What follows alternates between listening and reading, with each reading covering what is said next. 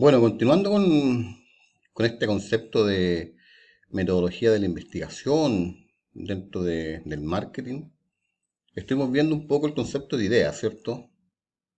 Y que estas ideas pueden surgir de muchas formas y muchas fuentes. Vimos algunas como la experiencia de la observación directa, la literatura científica y la revisión teórica también puede ser una fuente de inspiración respecto de las ideas que van a dar pie a la investigación, teorías e hipótesis previas, necesidades sociales y problemas prácticos que se observen, en este caso, en la realidad que rodea tanto a las instituciones como a las personas o a las organizaciones que vayan a realizar investigaciones de cualquier tipo.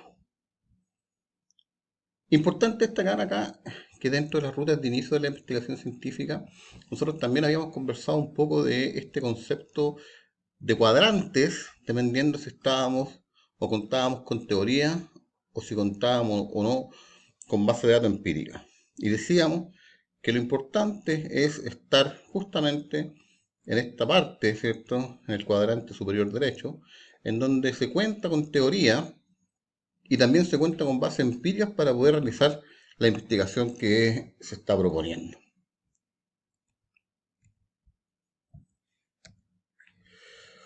Ahora si hacemos una bajada a estos pasos y estas fases que vimos también en videos anteriores, podemos observar que en el caso de la formulación del problema, es importante destacar que el problema de investigación, una vez que se hace la bajada desde la idea, va a ser este fenómeno o hecho o situación que incita a la reflexión del estudio y que por lo general tiende a ser más acotada que la idea en un principio, ¿cierto? La idea en un principio suele ser un poco más amplia, a veces un poco más difusa, y cuando se acota esta idea, por lo general llegamos al fenómeno, a la situación, al hecho que se va a investigar y que va a formar parte de esta reflexión. La importancia que tiene el plantear el problema de investigación de forma correcta tiene que ver con esos tres puntos que están en la parte C, que dice permitir conocer la situación que se va a estudiar, mostrando sus principales rasgos. Ahí vamos a explicar un poco más en detalle lo que eso significa. Dimensión del estado actual de la situación o el espacio que se va a estudiar y justifica la inversión en recursos, cierto tiempo, dinero y esfuerzo en la investigación, que es un tema fundamental y que se tiene que tener en cuenta a la hora de poder proponer la realización de una investigación. Y los aspectos del problema tienen que ver con la descripción del contexto, que es mostrar la situación, el objeto de estudio, ¿cierto? Que tiene que ver con con esta parte que está acá, ¿cierto? Con la parte primera del punto C, que es la importancia.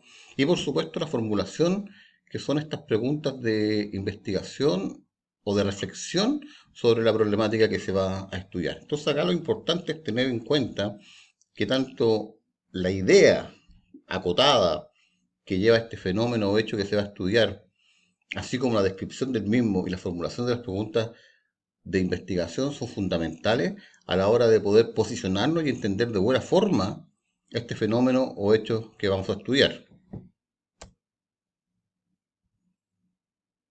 Una vez que se definen estos hechos, fenómenos, contextualizaciones y preguntas de investigación, eh, tenemos que hacer y llevar a cabo la construcción de los objetivos de investigación.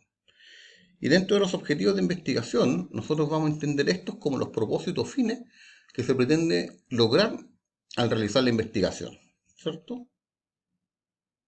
Y esto tiene que ver con la forma en la cual yo llevo a operación este problema de investigación que lo contextualicé y lo llevé a preguntas de investigación, ¿cierto? ¿Cómo yo lo contextualizo?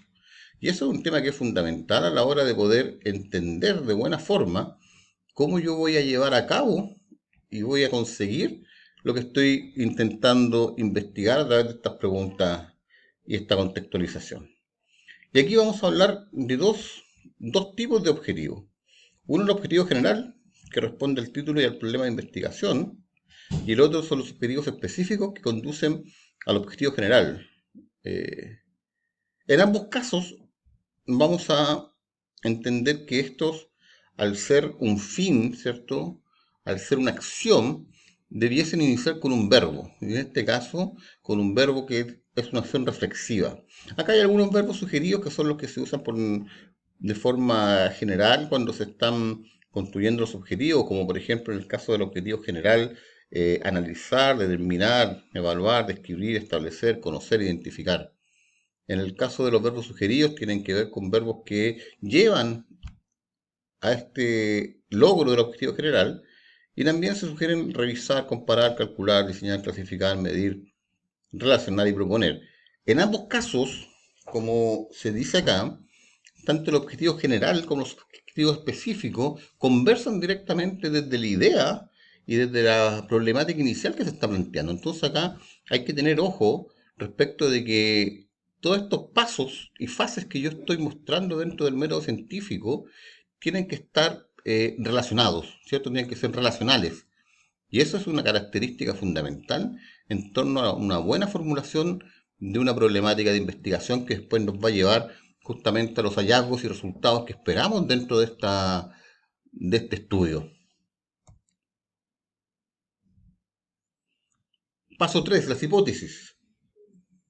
Las hipótesis son un tema importante respecto de este diseño que tiene que ver con el problema y con la investigación en general, ¿cierto? Y aquí nosotros vamos a entender a las hipótesis como las afirmaciones o suposiciones que hace el investigador respecto del problema de investigación.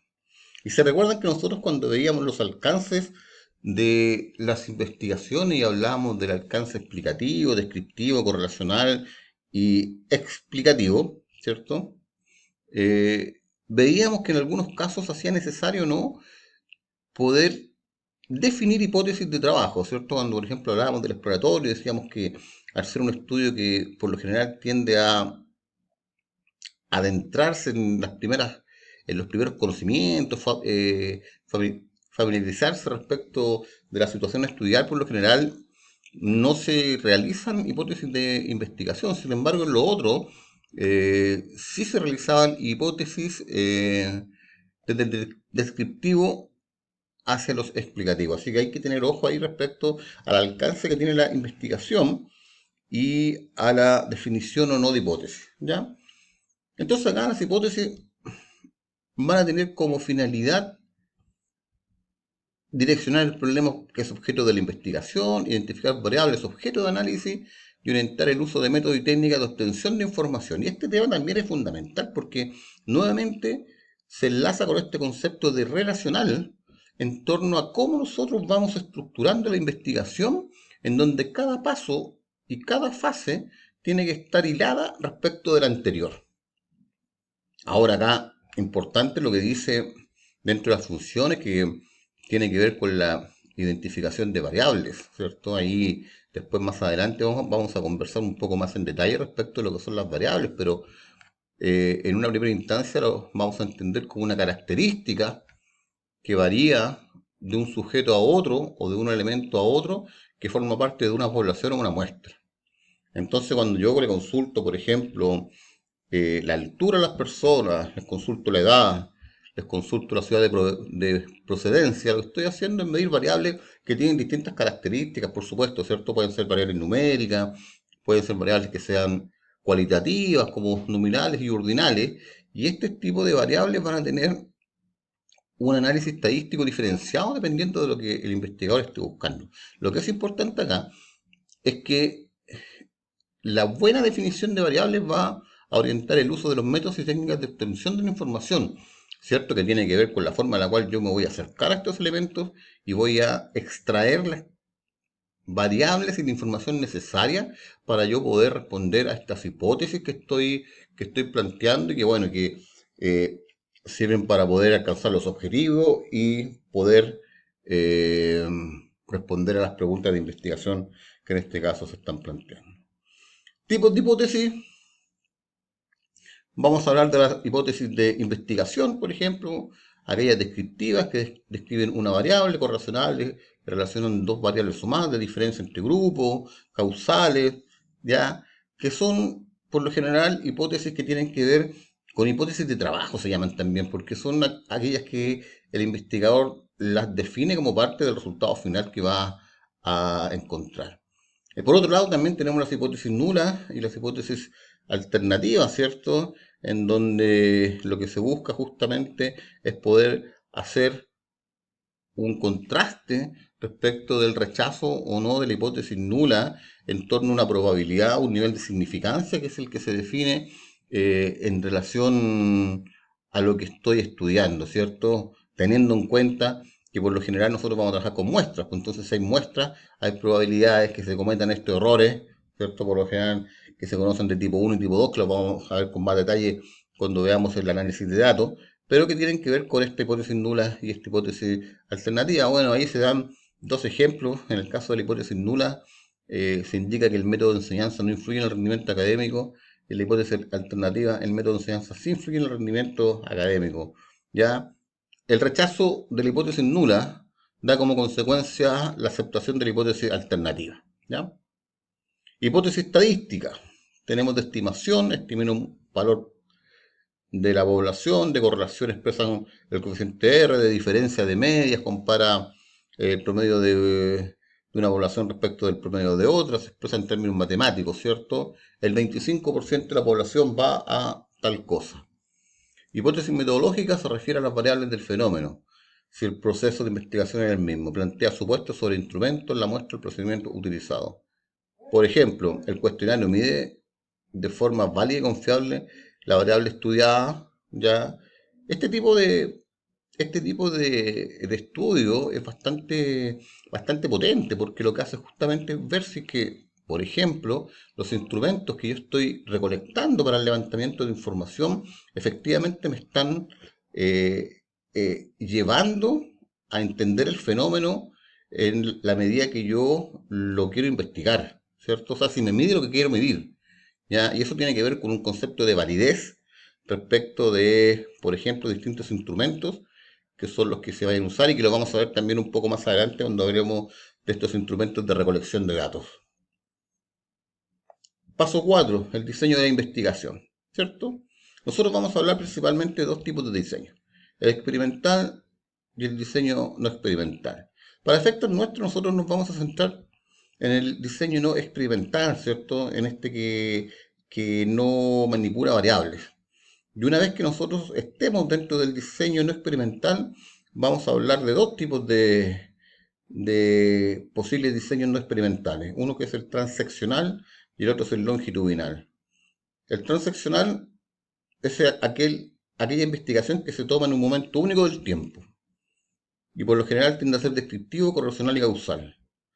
El longitudinal se toma en dos momentos del tiempo para ver un poco cómo se mueve esta variable y cómo va cambiando a través del tiempo.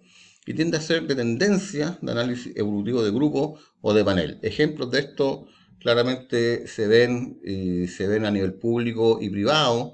Existen instituciones como por ejemplo el Ministerio de Desarrollo Social que levanta la encuesta CACEN, ¿cierto? Que lo que ve es un poco la evolución que tiene conceptos como la pobreza y otros, el Instituto Nacional de Estadística, que también mide, por ejemplo, el mercado laboral y otras instituciones que también van generando información que va midiendo un poco las tendencias y las evoluciones. ¿Ya? Por otro lado, los transaccionales, como decía, son aquellos que se levantan con un único objetivo, que es un momento en el tiempo, es una radiografía, y que por lo general tiende a ser más descriptivos o de correlación y causalidad, más que de evolución en torno al observado. Entonces, dicho eso, nosotros ya hemos llegado a poder observar, ¿cierto?, qué es lo que es la metodología de la investigación dentro del marketing específicamente y cómo estos pasos y estas fases que nosotros hemos conversado durante estos videos dan cuenta específicamente de cómo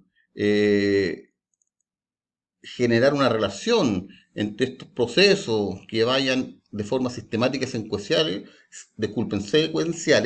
me permiten un ordenamiento y un entendimiento de la problemática, llevar a operación los fines, definir hipótesis, diseños y diversos tipos e instrumentos, así como variables, que me van a permitir recabar esta información, analizarla, como lo hemos conversado, y poder llegar al conocimiento para la toma de decisiones.